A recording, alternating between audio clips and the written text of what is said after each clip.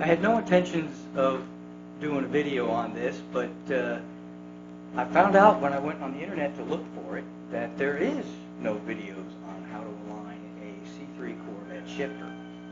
Evidently, there's two kinds of shifters. There's the typical kind where almost all of us are familiar with, where you got the little pin that goes in and lines it up. In this particular car, or at least with this particular shifter, and I think it depends on what year C3 you have, it has a slot instead of a pin. So what I'm going to do is I'm going to show you a shifter with the pin, in case you're not familiar with those. And I'll show you with that type of shifter, which is really easy. 99% of the shifters I've ever encountered in the last 35, 40 years of working on cars have been with the little pin. This particular car's got a slot, which you have to put like a shiv inside of there, and that shiv lines it up. And the thing that's different on most of them, you line them all up so all your levers are even. And this particular one, you line it up with the reverse lever all the way forward. So this car's a little bit different. So I thought I'd take the time and go ahead and show you all how to do to line this particular shifter up. It's already in the car, so it's a little bit difficult, and I'm probably not going to get real good camera angles either. But I'm going to do my best, and I'll explain it as I go. So hang with me, and we'll learn how to line up the goofiest shifter I've ever seen. It's got the little reverse lockout thingy too on the C3, at least on this one. So hang with me, and I'll see if I can't give you all a little bit of insight into a little bit of insight into how you line these shifters up and get them to work right. So hang with me, let's go. First thing you got to do is you got to pull these clips out of here. I like to use E-clips, or whatever these things are called. It looks like a paper clip-ish. An E-clip is actually a little bit different. Actually, this, I think, is what they call an E-clip. And that's what originally came on this. But I'm going to replace them with these because these are a lot easier to work with. And so I'm going to go ahead and replace it with those. And I've already done it on this side. And you just kind of, these, you give them a good tug. They come right out. You don't have to worry about busting your knuckles up. And all that. I'm going to take the washers off. I've already got the reverse one off because actually this particular transmission is not the one that came in this car. The car came with a Borg Warner, and this is a Muncie. And the Muncie's got a shorter rod, so I've actually taken the rod out, did some measuring, and I'm going to have to cut that rod and make it the right length. So that's another project I've got to work on here. But in the meantime, we just want to take these rods loose so that we can go ahead and set this shifter up.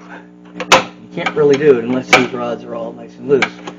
Now I'm going to kind of show you.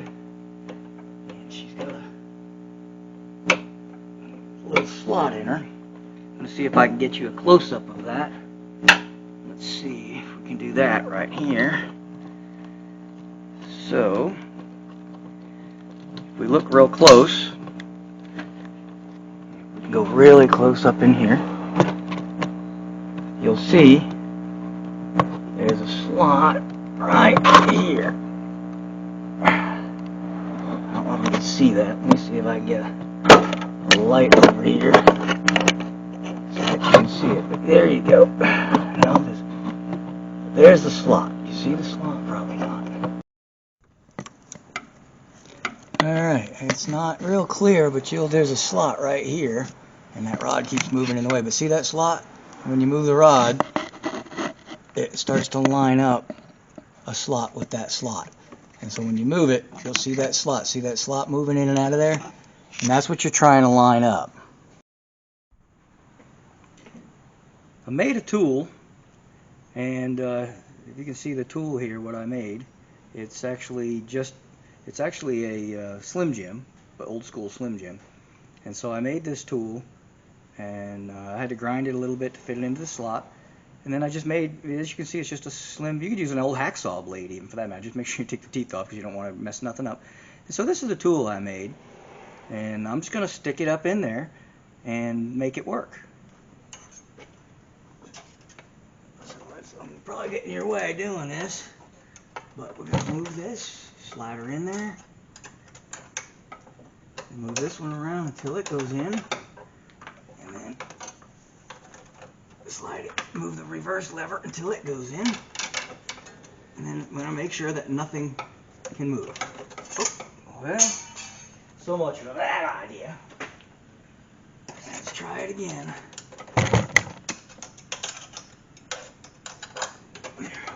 slid right in that time.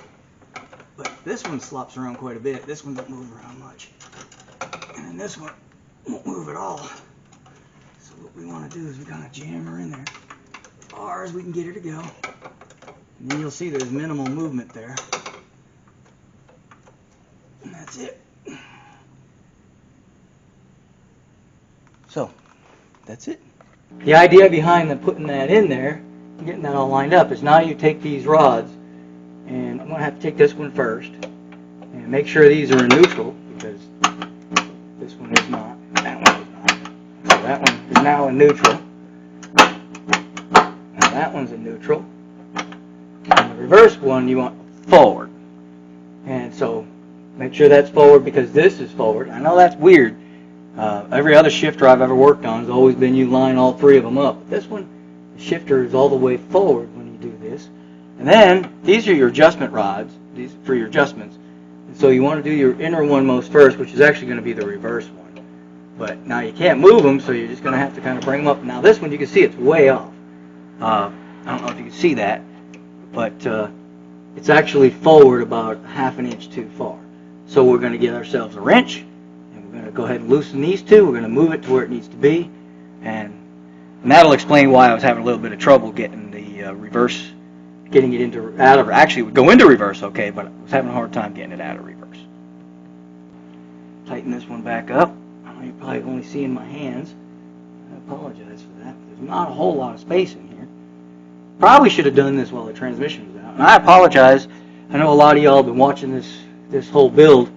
And unfortunately, before I got my camera set up, before I even started YouTubing, I already had the transmission in and started this swap. So I apologize for that because I know a lot of people, I've had a couple of dislikes because they were disappointed in the fact that I didn't show them how to swap the actual transmission out. So I do apologize for that, but I hadn't started YouTubing yet.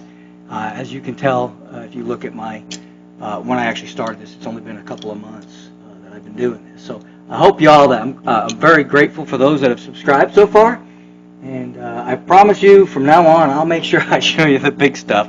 Just on this particular build, we were already done with it before we started, but we still got a lot to go on this. We're going to put some stuff on the engine.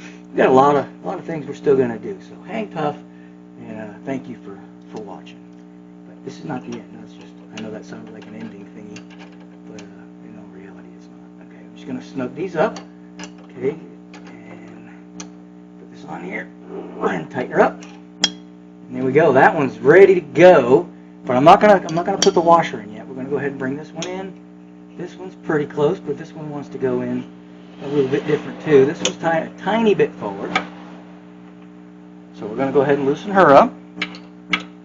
Again, just put your wrenches in here. I don't wanna feel this good just 'cause you called last night. I'm not that girl.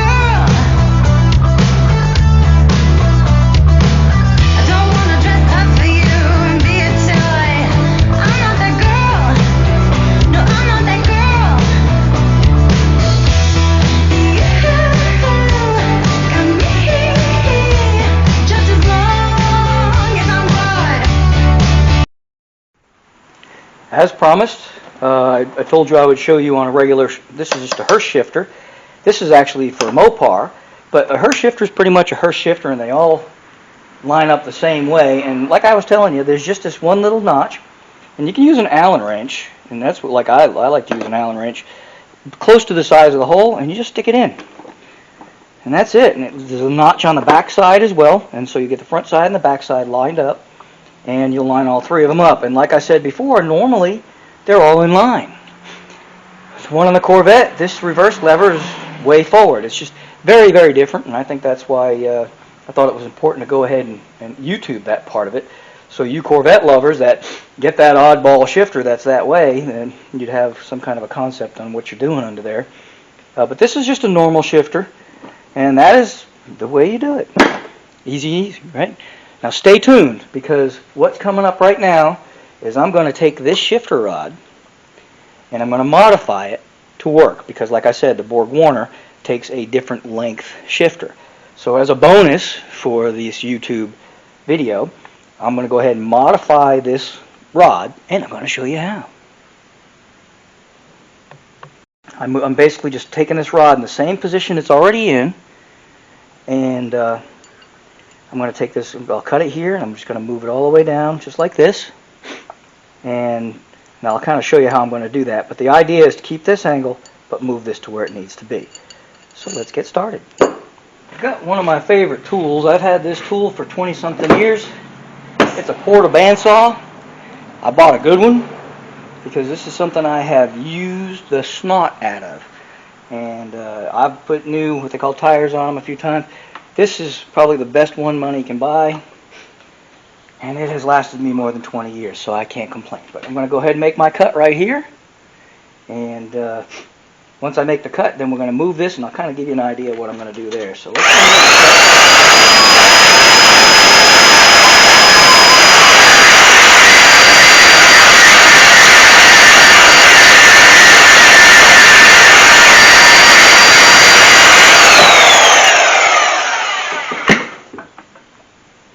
now, just to make sure I've got my angles correct, I'm going to make, before I kind of saved myself on that one, because I want to make sure I've got my angle right. So what I'm going to do is I'm going to draw a line. Whoop.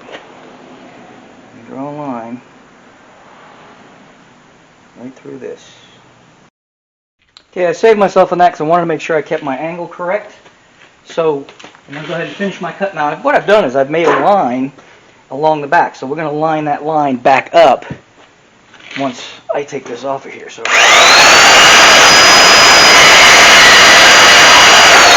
and there we go. Now, I probably should have actually ground a line on there, a flat or something, and that would have been a lot more pronounced, but this is pretty good. But we're going to have to go ahead, take this on the angle grinder, not the angle grinder, well, any kind of grinder, and just kind of put a bevel on this to weld them back in. But before we do that, we're going to take this. I'm just going to kind of keep her in the vise. One, so you can see it, and two, so that I can. Okay, I'm going to keep my line lined up here, but I want this. Just remember, this is how we wanted this. Remember, this is going to be about halfway. Give me adjustment either way. I want this halfway on the threads. So for this to be here, I'm going to have to put this about here. Okay, and that's basically how it goes. So I'm going to take my Sharpie, wait, and I'm going to drop it. And I'm going to make all sorts of mess. Things are going to fall out and give me a hard time. There we go. So we're going to come back. Now that I have Sharpie in hand, and I've made a mess of myself. Alright, and we want this right about there. I'm going to make a mark. I'm just going to put this just to be safe. I'm going to be right on the line. There we go.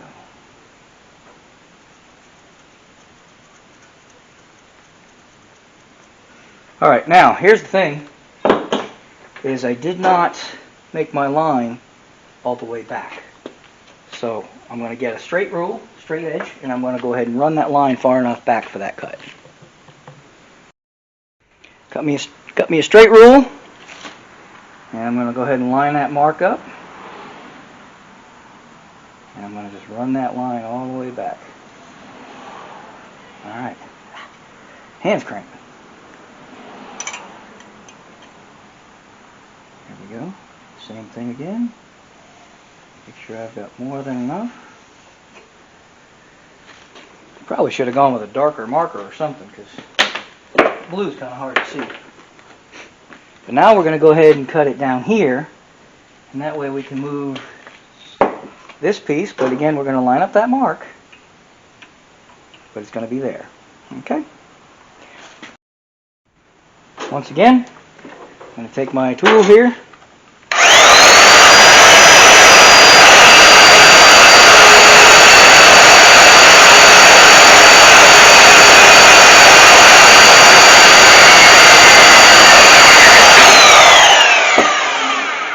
That's always the scary part, because no matter how many times you cut it, it can still be too short.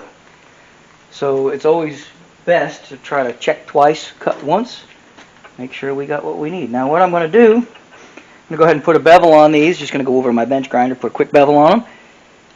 And we're going to tack it, and I'm going to go set it on the car and make sure it works. I did like I said I was going to do, and I went ahead and put a little grinding mark on the top here, and I had another one to match. Did that because when I put this big bevel on there, it was kind of hard. You can still see the line that I drew, but this is a lot more pronounced. So I decided I wanted to go ahead and go that route. So we're going to try to put them in here. Sometimes it's advantageous to put a piece of cardboard in the vise, and that'll help take up any differences in size between the two pieces of steel. Some of you may recognize this piece of cardboard from the template we cut for anybody who's following this build. It's the template I cut to make the hole for the shifter, patch the hole for the shifter, and nothing goes to waste. So we're just going to put this in here. We've got to put it at a particular angle simply because this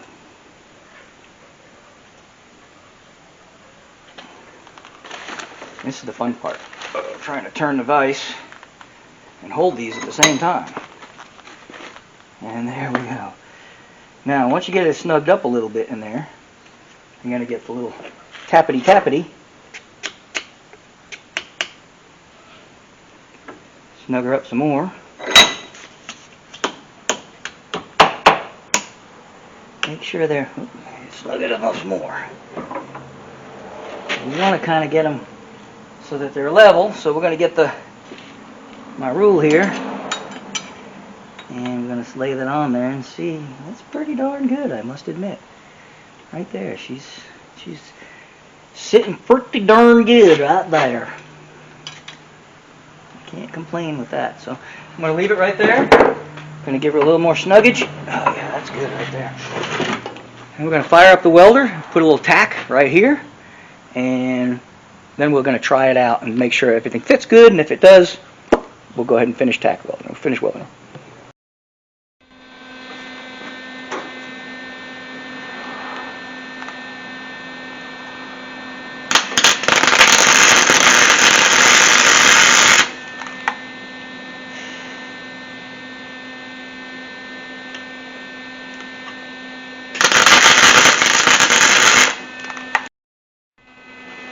All I can say is it doesn't get any better than that. It fits perfect. So we're going to go ahead and finish this weld up.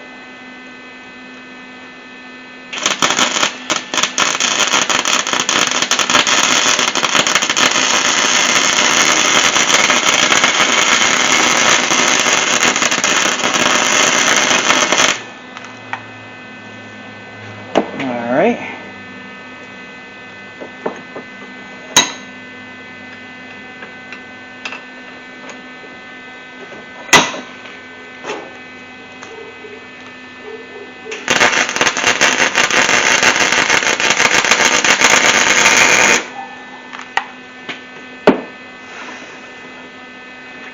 We're going to go grind that weld because it looks terrible, but she's filled in nicely, and we're going to go grind her a little bit, make her look nice. After a little bit of grinding, there she is. And that's what it's going to look like. Now I'm going to throw a little spray on there so it won't rust, and then we're going to go ahead and put her in. And we should be adjusted after that. This is the bonus, learning how to shorten the rod if necessary. Lengthening is a little more tricky because it's really hard. No matter how many times you cut them, they're still too short. So if you have to lengthen it, you can always add in a piece. It's not that big a deal, but it's a little more involved. But that's it. We shortened it by that much, and that's the difference between a Borg Warner and the Muncie 4-speed. Now I got the rod in, and I'm just kind of snugging her up now.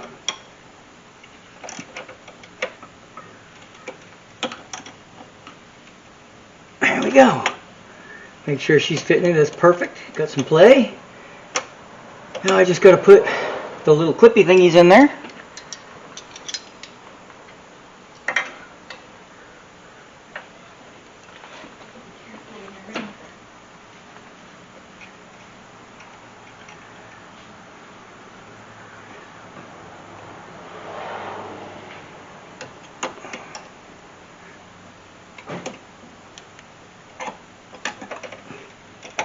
Here's one.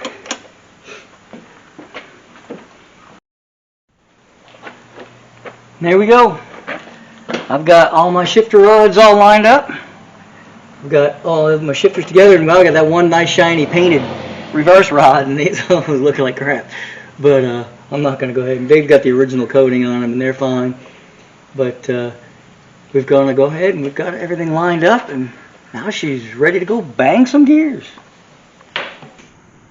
Well, I hope you enjoyed this episode, if you will, of getting that shifter aligned. It involves that little freebie there about how to adjust your rod, or make a new rod, if you will, or make a different rod out of an old rod, or modifying the rod, or whatever. But if you go from a Borg Warner to a Muncie, because these transmissions are not exactly growing on trees anymore, and of course people are doing Tremex swaps and all of that stuff. But if you happen to just change out the Borg Warner for the Muncie, like I did, well, it never had a Borg Warner, it had the Muncie because it had an automatic, but I just happen to have the Muncie. I do have a Borg Warner too, but I put the Muncie in there. But if you have a Muncie, you need that shorter reverse rod. In my case, I just made one. You can go buy one. That's an option too. But I figured I'd throw that little snippet in there just so that you would know how to do that if you have the technology, the capability, and the equipment. If not, you can buy one. I'm pretty sure you can get it from any Corvette supplier. That's about it. I hope you enjoyed this one.